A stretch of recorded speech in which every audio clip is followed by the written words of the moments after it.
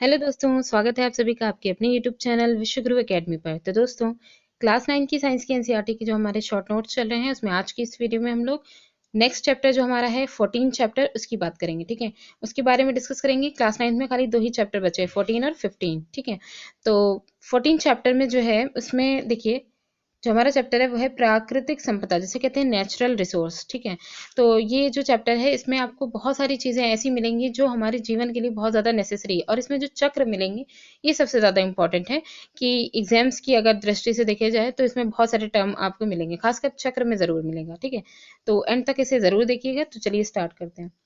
सबसे पहले देखिए, इसमें पृथ्वी पर प्राकृतिक संपदा, अगर प्राकृतिक संपदा की बात करें तो स्थल, जल, वायु के रूप में ये विद्यमान है। ठीक है, प्राकृतिक संपदा जो निम्न प्रकार से विभाजित है। अब जैसे स्थल मंडल की अगर बात करते हैं तो सबसे बाहरी परत जिसपे हम लोग रहते हैं, ठीक है, वो क्या है? स्थल मंडल है। जल मंडल, पृथ्वी का 75% भाग जो है वो जल से घिरा हुआ है, तो वो जल मंडल में आ जाएगा। वायुमंडल की बात करें तो हमारे पूरी जो अर्थ है उसको जो एटमॉस्फेयर कवर किए हुए कंबल की तरह, उसको जो है क्या करेंगे, क्या कहेंगे? वायुमंडल। जैविक घटक में सब सजीव आते हैं, पेड़ पौधे और जो जीव जंतु हैं ये सब इसमें आ जाएंगे। अजैविक घटक जो है इसमें वायु, जल और मृदा आती है। ठीक है, ये तीन आ जाएंगे। तो ये क्या था कि यहाँ प्राकृतिक संपदा जो है उसको डिस्ट्रीब्यूट किया गया था। अब यहाँ सबसे पहले हम लोग देखेंगे जीवन की जो सबसे इंपॉर्टेंट पोर्शन है वो है श्वास, जीवन की श्वास। ठीक है, जिसे हम कहेंगे वायु। ये जीवन के लिए कितनी इंपॉर्टेंट है और किस किस जगह इसका जो है इसकी इंपॉर्टेंस है, ये सारी चीजें देखेंगे। तो सबसे पहले देखिए, वायु बहुत सी गैसों जैसे नाइट्रोजन, ऑक्सीजन, कार्बन डाइऑक्साइड तथा जलवाष्प का मिश्रण है। इसके अलावा भी कुछ और भी गैसेस हैं जो बहुत कम मात्रा में पाई जाती हैं। ठीक है, पृथ्वी पर जीवन वायु के घटकों का ही परिणाम है। तो यहाँ पे जितने भी घटक दिए गए, चाहे वो नाइट्रोजन हो, ऑक्सीजन हो, कार्बन डाइऑक्साइड हो, इन सब का अपना इंपॉर्टेंस है। ठीक है, कार्बन डाइऑक्साइड के जो एक लेवल रखा गया है, अगर उसमें वो रहती है तब तो जो है वो पूरी बैलेंस की कंडीशन है। उससे कम होता है तभी भी हानि पहुंचती है। ठीक है, नुकसान होता है, और उससे ज्यादा अगर पहुंच जाएगी तभी भी हानि होती है। ऑक्सीजन तो इंपॉर्टेंट है ही, और नाइट्रोजन का हम लोग नाइट्रोजन चक्र में देखेंगे किस तरीके से ये इंपॉर्टेंस है। ठीक है, जलवाष्प का वर्षा में देखेंगे। तो देखिए, शुक्र तथा मंगल ग्रहों के जो वायुमंडल है उसमें 95 से 97% तक कार्बन डाइऑक्साइड उपस्थित होती है। कार्बन डाइऑक्साइड मेनली शुक्र और मंगल ग्रहों में इतना परसेंटेज इसका रहता है। एक यहाँ पे दहन प्रक्रिया देखेंगे। दहन प्रक्रिया क्या होती है? ऑक्सीजन की इसमें मेनली खपत होती है। जैसे कोई लकड़ी वगैरह अगर हम जला रहे हैं, ठीक है, तो ऑक्सीजन की प्रेजेंस में ही वो जलेगी, तो उसी को, इसका जलना जो होता है वो दहन प्रक्रिया कहलाती है। और उसकी लकड़ी के जलने के बाद जो वो धुआं निकलता है उसमें जो गैस प्रेजेंट होती है वो होती है कार्बन डाइऑक्साइड। ठीक है, मेनली हम कहेंगे कि दहन प्रक्रिया में ऑक्सीजन की खपत होती है, इसका यूज होता है, कार्बन डाइऑक्साइड का उत्पादन होता है। उदाहरण में पेड़ पौधों का जलना। फिर देखिए, जलवायु के नियंत्रण में वायुमंडल की भूमिका है। वायुमंडल कैसे एक जो है इम्पोर्टेंट रोल प्ले करता है, ठीक है, जलवायु में। तो सबसे पहले देखिए, वायुमंडल पृथ्वी को कंबल के समान ढके हुए हैं। ठीक है, हम जानते हैं कि वायु ऊष्मा की कुचालक है। ये टर्म बहुत इंपॉर्टेंट है कि जो वायु है वो किसमें आती है? ऊष्मा की कुचालक होती है। ठीक है, इसके बाद है, अतः वायुमंडल पृथ्वी के औसत तापमान को दिन के समय अचानक बढ़ने से रोकता है और रात के समय ऊष्मा के बाहर अंतरिक्ष में जाने की दर को कम करता है। क्योंकि वायुमंडल क्या है? गैसों का एक आवरण है, और ये जो गैसों का आवरण है ये जो अचानक जो तापमान दिन में बढ़ता है उसको भी रोकता है। खासकर जैसे ओजोन लेयर है वो जो है अल्ट्रावायलेट रेज जो होती हैं इनको रोकने का काम करती हैं। और इसी तरीके से जो ऊष्मा जो पृथ्वी को गर्म किए हुए है उसको अचानक से, मतलब अंतरिक्ष में पूरी मात्रा में वो वापस नहीं जाती है, पूरा विकिरण। ठीक है, तो यही अगर हम चंद्रमा के एग्जाम्पल लें तो चंद्रमा में वायुमंडल नहीं है, और वहां पे अगर हम देखेंगे तो दिन के समय में उतनी ही गर्मी रहेगी जितनी, और रात के समय में उतनी ही ठंडी रहेगी। ठीक है, तो मेनली टेम्परेचर वहां पे बैलेंस नहीं है।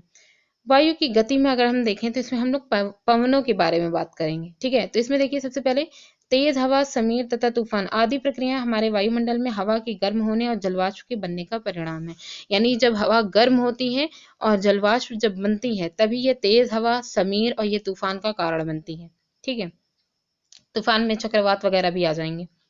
जलवाष्प जीवित प्राणियों के क्रियाकलापों और जल के गर्म होने के कारण बनती है। अगर जलवाष्प की बात करें तो जैसे आपने देखा होगा कि जीवित प्राणी, मनुष्य के शरीर से तो वाटर का इवेपोरेशन होता ही होता है, साथ ही साथ जो पेड़ पौधे होते हैं उनमें जो एक्स्ट्रा वाटर होता है उसका भी सन की प्रेजेंस में उसका भी इवेपोरेशन हो जाता है। ठीक है, तो वही ये जीवित प्राणियों के जो क्रियाकलाप हैं उनसे भी जो है जलवाष्प जो है निकलती है, वायु में मिलती है, और जो जल जो है जो गर्म हो रहा है उससे भी मिलती है।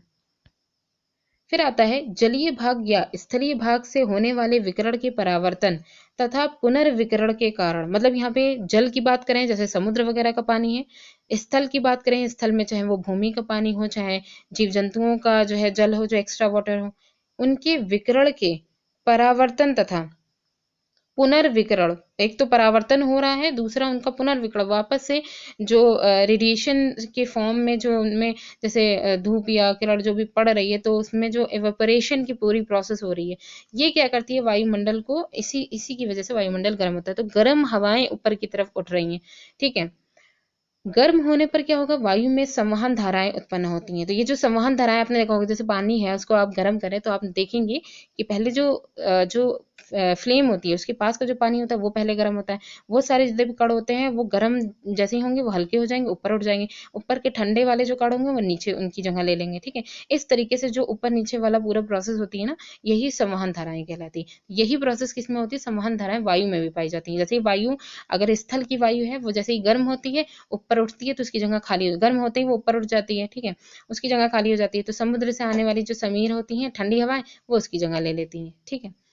तो देखिए संवहन धाराओं के रूप में वायु एक क्षेत्र से दूसरे क्षेत्र में गति करके पवनों का निर्माण करती है। तो यही एक प्रोसेस है जिससे पवनों का निर्माण होता है। अब जैसे यहाँ पे दिया गया, दिन के समय हवा की दिशा समुद्र से स्थल की ओर होगी और रात के समय स्थल से समुद्र की ओर होगी। तो जब पवन की बात किया जाता है या समीर की बात की जाती है तो हम मोस्टली तटीय जो क्षेत्र होते हैं उनको देखते हैं। तो हम ये देखेंगे कि दिन के समय में क्या होता है कि जो स्थल का जो पानी होता है, सॉरी वायु होती है, स्थल की जो वायु, जब स्थल गर्म होता है तो वहां की जो सतह की वायु होती है वो गर्म होकर के ऊपर उड़ जाती है, ठीक है। तो उसकी जगह जो खाली हुई है तो वहां पे समुद्र के पास, समुद्र थोड़ा धीरे, मतलब उतनी तेजी से गर्म नहीं होता जितनी तेजी से स्थल गर्म होता है। तो वहां की जो ठंडी हवा होती है वो उसकी जगह आ जाती है और गर्म हवा ऊपर उठ करके उसकी तरफ चली जाती है। तो इस तरीके से जो हवा का जो है बहाव होता है वो समुद्र से स्थल की ओर होता है, यानी ठंडी हवाएं स्थल की तरफ आती हैं।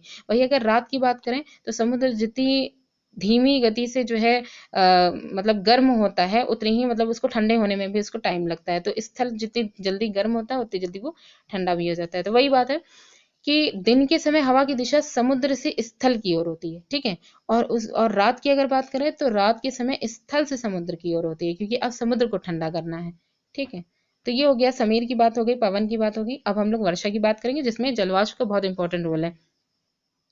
जलीय भाग के गर्म होने पर बड़ी मात्रा में जलवाष्प बनती है और वायु में प्रवाहित हो जाती है, ठीक है। जलवाष्प बनेगी और फिर उसके बाद वो हल्की होगी, ऊपर उठ जाएगी, वायु में जाकर के मिल जाएगी, जिससे वायु भी गर्म हो जाती है। जब यह गर्म वायु ऊपर की तरफ उठती है तो वह फैलती है, जैसे जैसे ऊपर उठेगी वो फैलने का काम करेगी और फैलेगी, जैसे ही डिस्टेंस उसमें होगी तो वो ठंडी होने लग जाएगी।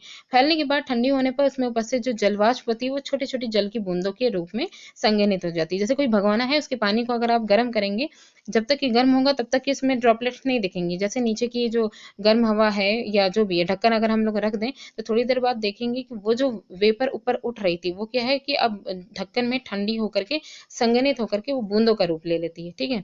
फिर जब ये बूंदे बड़ी और भारी हो जाती हैं तब ये वर्षा के रूप में नीचे गिरने लगती हैं। कभी कभी क्या होता है कि ये जो बूंदे होती हैं, जब टेम्परेचर बहुत ज्यादा ठंडा हो जाता है, मतलब बहुत ज्यादा लो हो जाता है, तो यही बूंदे जो होती हैं ये जम जाती हैं और फिर वो ओले के फॉर्म में भी नीचे गिरती हैं, ठीक है। फिर यहाँ बताया गया वर्षा का जो पैटर्न है वो पवनों के पैटर्न पर निर्भर करता है। जो पवन होती हैं उनके पैटर्न पर निर्भर करता है। तभी आप देखे होंगे कि मानसून का अपना एक टाइम होता है और अपनी जगह के अकॉर्डिंग जो है वो मानसून आता है, ठीक है। तो ये चीज़ है। फिर यहाँ पे देखिए वायु प्रदूषण। अब यहाँ पे तीनों प्रदूषण के बारे में हम लोग देखेंगे, वायु प्रदूषण, जल प्रदूषण और मृदा प्रदूषण। वायु प्रदूषण में जीवाश्म ईंधन जैसे कि कोयला और पेट्रोलियम, ये जो पदार्थ होते हैं इनमें नाइट्रोजन सल्फर की बहुत कम मात्रा होती है, लेकिन जब ये ईंधन जलते हैं तब ये नाइट्रोजन और सल्फर के ऑक्साइड उत्पन्न करते हैं। हालांकि इसमें बहुत कम मात्रा होती है, लेकिन जब जलते हैं तो ये ऑक्साइड उत्पन्न करते हैं। तथा साथ ही जो इनके साथ ही जो निलंबित कण, इनमें छोटे छोटे कण उपस्थित होते हैं जो कि हाइड्रोकार्बन के पार्टिकल होते हैं, इनकी मात्रा भी बढ़ जाती है जब ये जलते हैं, ठीक है। और ये क्या बनते हैं, ये ऑक्साइड ऊपर उठते हैं, वायु में जाके मिलते हैं, ये निलंबित कण वायु में जाके मिलते हैं जो कि धूम कोहरा जो होता है इसका कारण बनते हैं। ये सबसे जो है हानिकारक एक वायु प्रदूषण का पोर्शन होता है धूम कोहरा, ठीक है। अब ये इफेक्ट कैसे डालते हैं, तो ये जो इन प्रदूषक होते हैं इनकी अधिकता से कम दृश्यता, दिखना कम हो जाता है, कैंसर, हृदय रोग, एलर्जी जैसी बीमारियां होने की संभावना अधिक हो जाती है।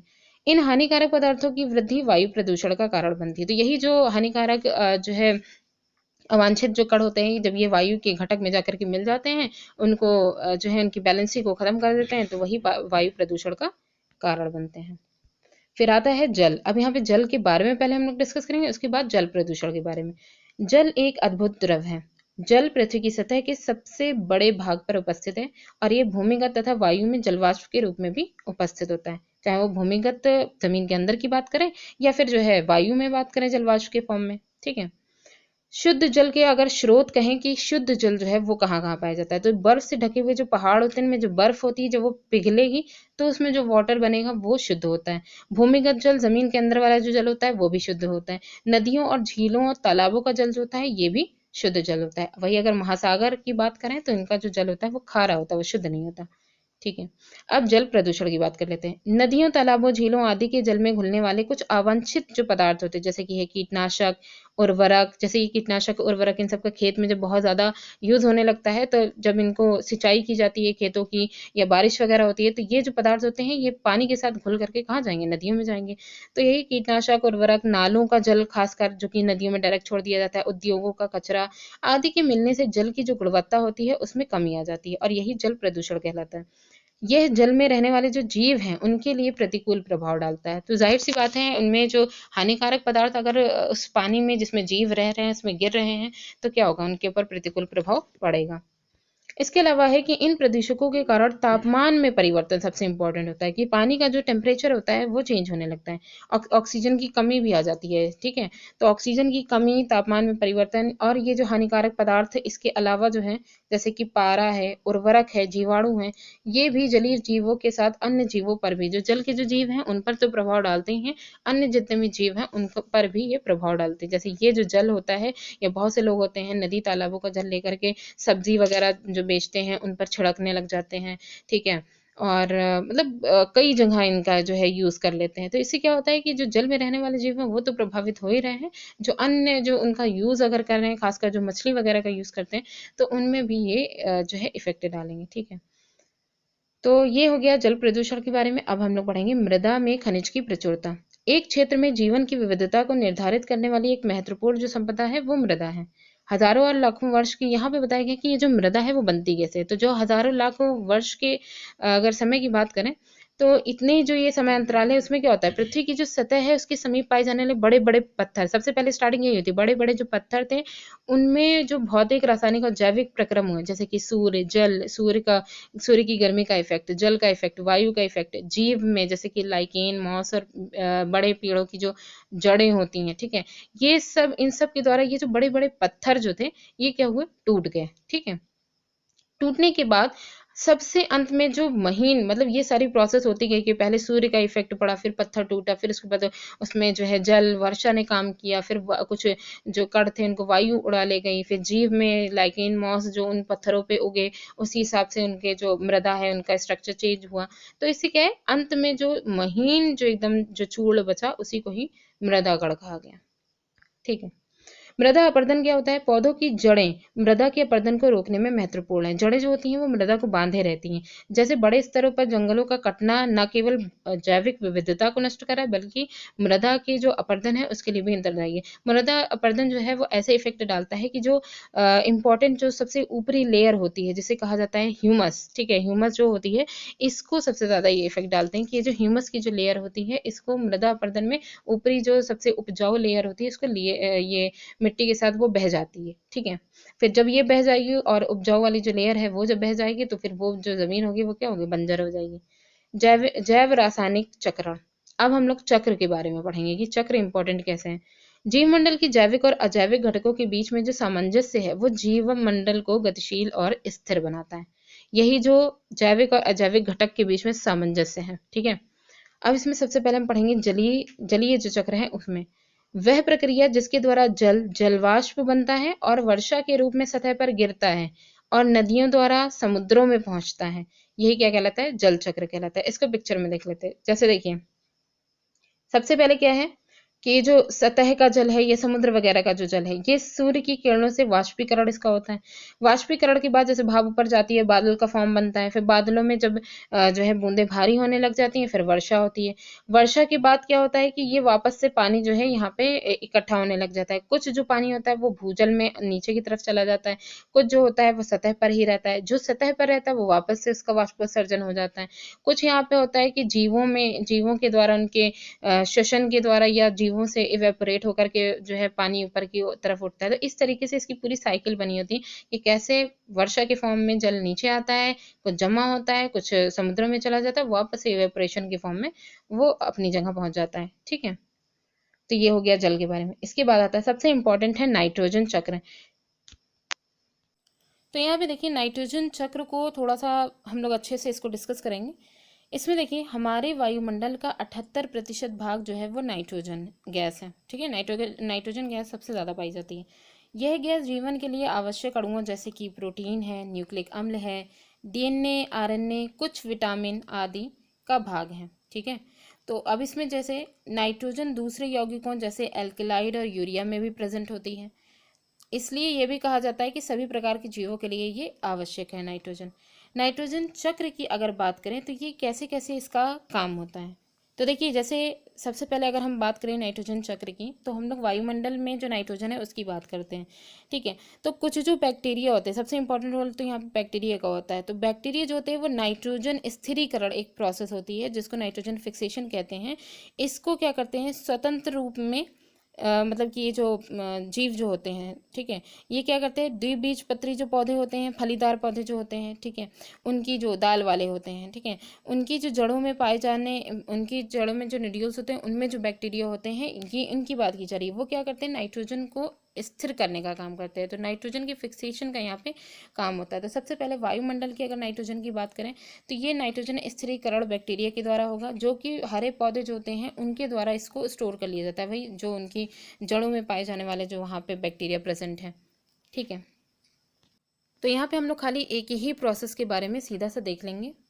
वायुमंडल में जो नाइट्रोजन गैस प्रेजेंट है, ठीक है, नाइट्रोजन गैस ये क्या होती है, ये डायरेक्ट कुछ जो वायुमंडल में बैक्टीरिया प्रेजेंट है उनके द्वारा भी इनका नाइट्रोजन फिक्सेशन हो जाता है, या फिर इसके अलावा क्या होता है कि कुछ भौतिक क्रियाएं होती हैं जैसे कि बिजली का चमकना।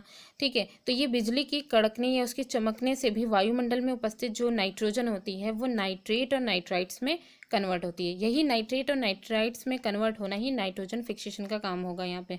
ठीक है, अब बात ये है कि जो नाइट्रोजन जो प्रेजेंट है उसको जो पेड़ पौधे होते हैं वो डायरेक्ट इसका यूज़ नहीं कर सकते हैं। तो यही जो नाइट्रोजन फिक्सेशन की जो प्रोसेस है, इसी के द्वारा ही क्या होगा कि जो हरे पेड़ पौधे होते हैं वो इन नाइट्रोजन को नाइट्रेट और नाइट्राइट्स के फॉर्म में इसको ग्रहण करेंगे। अब ये जो हरे पौधे हैं, अब ये क्या करेंगे, इनके अंदर जो प्रोसेस होगी वो इन नाइट्रेट और नाइट्राइट से अमीनो अम्ल की बनाने की प्रोसेस होगी, ये अमीनो अम्ल में बदलेंगे। अमीनो अम्ल जो होते हैं वो प्रोटीन की जो है एक संगठक होते हैं। ठीक है, तो वो प्रोटीन बनाने का काम करेंगे। तो आपने देखा होगा कि जो पौधे हैं उनमें ही बहुत सारे जो पौधों से हम लोग को खाद्य पदार्थ मिलते हैं उनमें प्रोटीन की प्रचुरता होती है, वो चाहे दाल हो चाहे मतलब कोई भी जो है पदार्थ हो जो प्रोटीन से सबसे ज़्यादा जिसमें प्रचुर मात्रा में पाई जाती होगी। ठीक है, तो ये यहाँ पे प्रोटीन इनके अंदर पाएगी। अब इन पेड़ पौधों को अगर जो जीव खा रहे हैं उनमें भी जो है प्रोटीन के जो है पदार्थ हैं वो उसमें जाएंगे। प्रोटीन जा रहा है इसका मतलब नाइट्रोजन के पार्टिकल भी उनमें जा रहे हैं। कुछ ऐसे जो जीव होते हैं जैसे कि जो मछली वगैरह जो होती है ये भी एक सोर्स है, रिच सोर्स होते हैं प्रोटीन के। ठीक है, तो अब मान लीजिए इन पौधों को जीव जंतुओं ने खाया, अब क्या होगा कि ये जो पौधे हैं इनसे भी डायरेक्ट अमोनीकरण होता है। ठीक है, यानी अमोनिया में बनने की, अब अमीनो अम्ल से जो प्रोटीन बना है प्रोटीन ब्रेक होकर के अमोनिया में इसका अमोनीकरण के द्वारा अमोनिया में कन्वर्ट होगा। ठीक है, अमोनिया एक वेस्टेज जो है मटेरियल होता है, वेस्ट मटेरियल। तो पौधे भी अमोनिया में कन्वर्जन करते हैं और जो जंतु होते हैं ये भी प्रोटीन का अमोनिया में, उसका जब डाइजेशन होगा तो वेस्ट प्रोडक्ट अमोनिया बनेगा, इसमें कन्वर्ट करेंगे।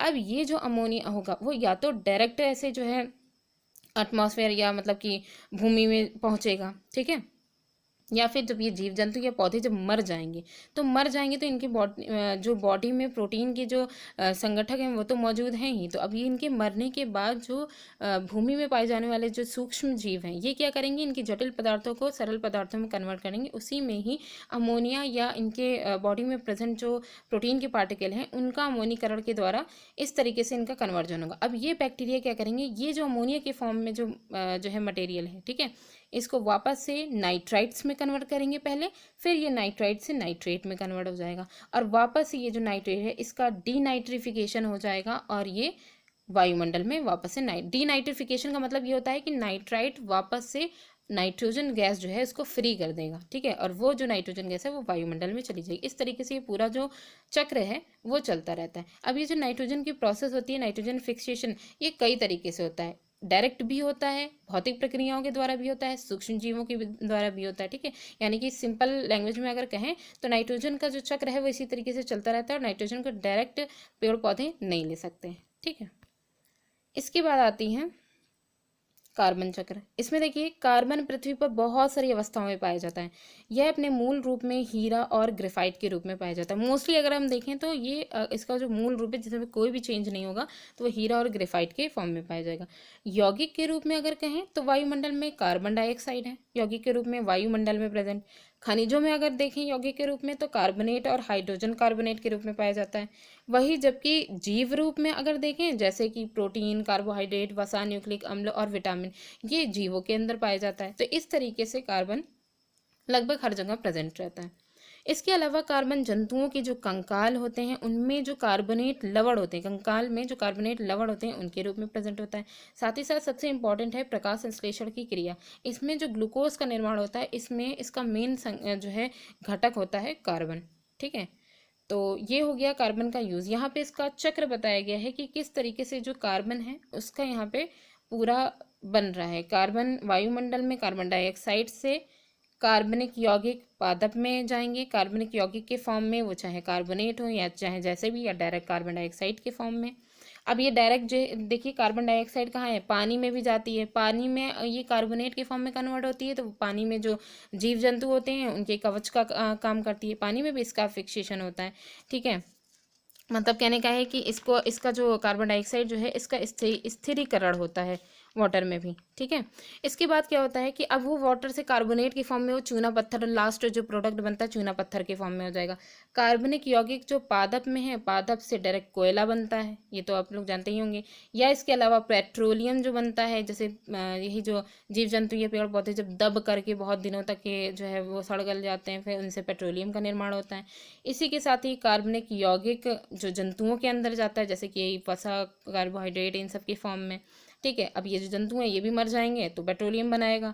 कार्बनिक कार्बोनेट शल्की के फॉर्म में भी वही जो कंकाल होते हैं उनका भी ये जो है काम करते हैं। इसके अलावा ये जो कार्बन डाइऑक्साइड है ये श्वसन तथा विघटन के द्वारा वापस से कार्बन डाइऑक्साइड में भी कन्वर्ट हो सकती है, ठीक है। तो कहने का मतलब है ये जो कार्बन चक्र बन रहा है, ठीक है, कार्बन डाइऑक्साइड के फॉर्म में कार्बन सबके साथ सबके पास पहुंचेगी, उसके बाद एंड में वापस ही ब्रेक होकर के इसका विघटन होकर के कार्बन डाइऑक्साइड में कन्वर्ट हो जाएगी, ठीक है। तो ये था कार्बन चक्र। इसके बाद है ग्रीन हाउस प्रभाव, जो सबसे इंपॉर्टेंट है। यहाँ पे देखिए ठंडे मौसम में जो उष्ण कटिबंधीय पौधे होते हैं इनको गर्म रखने के लिए एक शीशे का पूरा आवरण बनाया जाता है, ठीक है। इसी को ही ग्रीन हाउस कहते हैं। इसमें इंपॉर्टेंट बात ये होती है कि ग्रीन हाउस क्या है कि नेचुरल भी एक ग्रीन हाउस है जो हमारे एटमॉस्फेयर में पाया जाता है, जो हमारी अर्थ को थोड़ा गर्म रखता है, ठीक है, जिसमें सबसे इंपॉर्टेंट रोल प्ले करती है कार्बन डाइऑक्साइड गैस।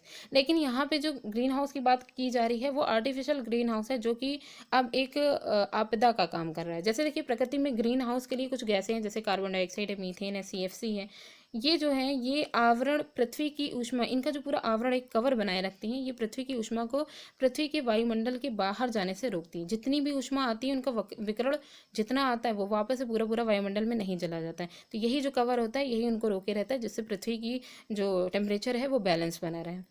इन गैसों की जब ये वृद्धि हो जाती है तो संसार के तापमान को ये बढ़ा देती है। जब इन गैसों की, खासकर कार्बन डाइऑक्साइड की जब वृद्धि होगी तो संसार की जो ये तापमान है उनको बढ़ा देगी, क्योंकि ये जो रेडिएशन सूर्य से आ रहा है इसको ज़्यादा से ज़्यादा रोकने का काम करेंगी। इस प्रकार क्या होगा कि यही जो है ये जो प्रभाव पड़ेगा इसी को ही हम ग्रीन हाउस प्रभाव कहेंगे। इसका मेन कारण यहाँ ये बनता है वैश्विक ऊष्मीकरण, जिसे ग्लोबल वार्मिंग कहते हैं, इसके ऊपर जो स्थिति है वो उत्पन्न हो जाती है।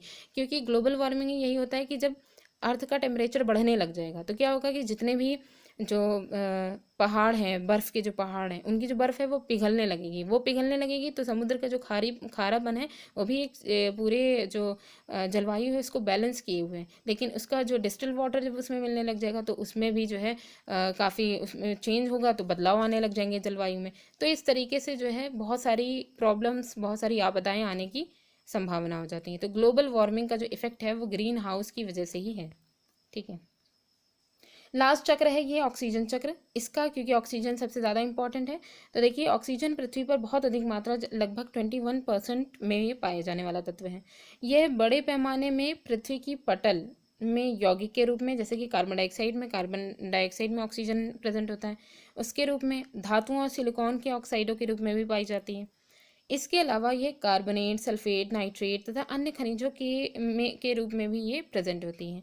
और जैविक अणुओं की अगर बात करें तो कार्बोहाइड्रेट, प्रोटीन, न्यूक्लिक अम्ल, वसा, इन सब में भी ऑक्सीजन मेन घटक के फॉर्म में होती है। तो कार्बन डाइऑक्साइड, ऑक्सीजन और जो है वो होती हैं हाइड्रोजन भी, और साथ ही साथ नाइट्रोजन भी, ये जो यहाँ पे कंपोनेंट दिए गए इनके मेन घटक हैं। ठीक है, इसके बाद देखिए ऑक्सीजन चक्र की अगर बात करें तो ऑक्सीजन की मात्रा को वायुमंडल में संतुलित बनाए रखता है ऑक्सीजन चक्र। ठीक है, वायुमंडल में ऑक्सीजन का उपयोग 3 प्रक्रियाओं में होता है, एक श्वसन है, दहन है तथा नाइट्रोजन के ऑक्साइड के रूप में, मतलब इनका जब निर्माण किया जाता है। तो अगर ऑक्सीजन चक्र की बात करें तो वायुमंडल के ऑक्सीजन का श्वसन के फॉर्म में इसका यूज़ किया जाता है।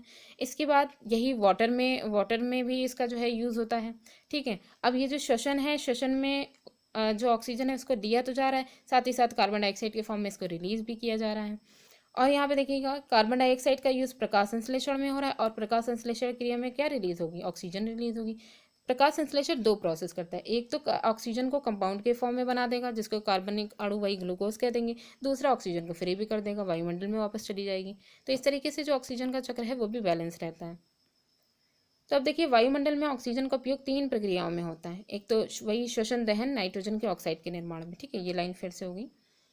वायुमंडल में ऑक्सीजन केवल प्रकाश संश्लेषण की जो क्रिया है इसी के द्वारा ही लौटती है। अगर देखा जाए तो हम लोग ने अभी चक्र में देखा सिर्फ प्रकाश संश्लेषण की ऐसी प्रक्रिया थी जिसके द्वारा ओरिजिनल फॉर्म में ऑक्सीजन जो है वो जो है वापस से वायुमंडल में जा रही थी। बाकी अगर देखें तो प्रकाश संश्लेषण में ग्लूकोज के फॉर्म में भी कन्वर्ट हो रही है, कार्बन डाइऑक्साइड जो रिलीज हो रही है उसमें वो वापस से दूसरी जगह यूज़ हुई जा रही है। तो इस तरीके से देखें तो प्रकाश संश्लेषण की जो प्रक्रिया है इसी के द्वारा ही ऑक्सीजन वापस लौटती है। फिर आती है ओजोन परत। ओजोन जिसे O3 कहते हैं, यह ऑक्सीजन के 3 परमाणुओं से मिलकर बनी हुई है। यह ऑक्सीजन के द्विपरमाणुक अणु जो होते हैं, जो ऑक्सीजन का मेनली जो है अणु होता है, ठीक है, उसके विपरीत अगर देखा जाए तो ये जहरीली गैस है। ठीक है, तो ये जो ओजोन है वो जिस तरीके से हम लोग के लिए लाभदायक है वो तभी लाभदायक है जो क्योंकि हम लोग के कांटेक्ट से, अगर अर्थ की जो जीवधारी जहाँ रहते हैं उसके कांटेक्ट से ये दूर है तभी ये हमारे लिए लाभदायक है, क्योंकि अगर ये पास रहेगी तो ये हमारे लिए हानिकारक जहरीली गैस एक तरीके से है। अब ये लाभदायक कैसे है इसे भी देख लेते हैं। यह सूर्य से आने वाली जो हानिकारक अल्ट्रावायलेट किरणें हैं उनकी पृथ्वी की सतह पर पहुंचने से उनको रोकने का काम करती है।